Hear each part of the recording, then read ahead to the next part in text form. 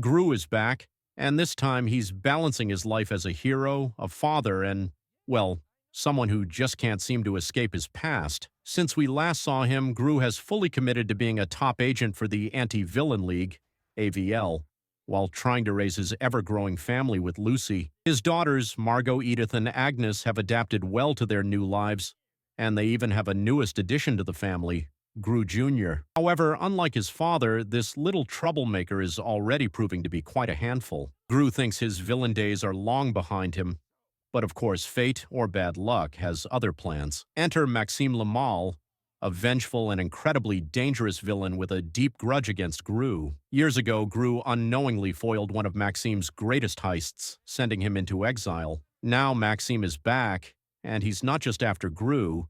He wants to take down the entire AVL and destroy everything Gru loves. To protect him and his family, the AVL places Gru under witness protection, forcing them to move to a quiet suburban town with completely new identities. At first, it seems like a good idea. No villains, no threats, just a simple, peaceful life. But let's be honest, Gru is not made for a quiet life. For starters, Gru Jr. is way too much like his dad, constantly getting into trouble, causing mayhem and pulling little heists around the house. Then, of course, we have the Minions, who instead of trying to stay under the radar, decide to become superheroes. That's right, the Minions form their own crime-fighting squad, complete with ridiculous costumes, clumsy gadgets, and a lot of poorly executed heroic rescues that cause more problems than they solve. Meanwhile, Lucy tries to help Gru adapt to their new life, encouraging him to embrace normalcy. But deep down, Gru is struggling. Without missions, chaos, and high-stakes adventures, he feels lost, and that's before Maxime starts making moves. Maxime Lamal is not your average villain. He's ruthless, highly intelligent, and he knows Gru better than Gru knows himself. His plan? Systematically destroy the AVL from the inside out. Maxime has a new, highly dangerous weapon, something capable of turning any target into stone.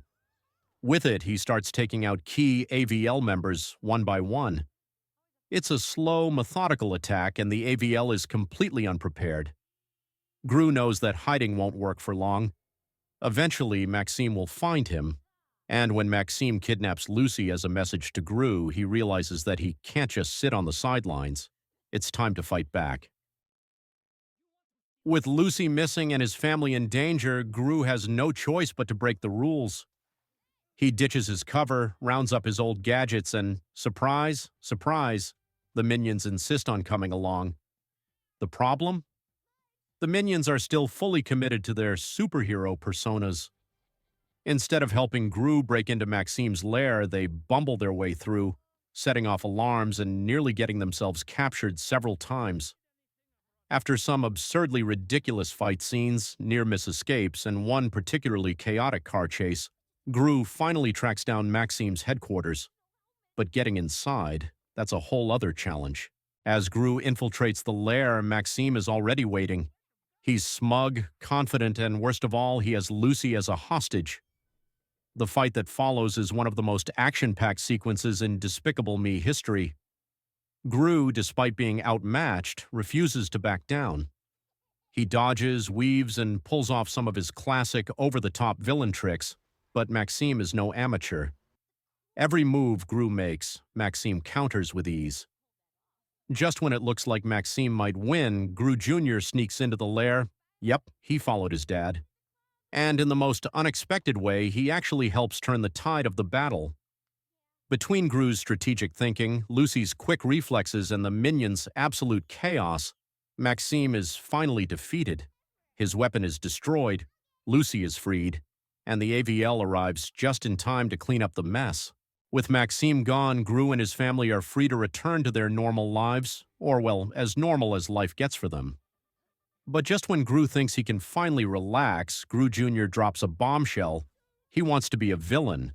Not an agent, not a hero, but an actual supervillain, just like his dad used to be. Gru is completely thrown off.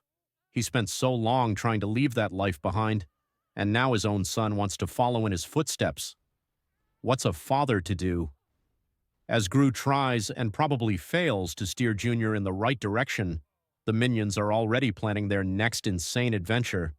And of course, the post-credit scenes tease even crazier things ahead.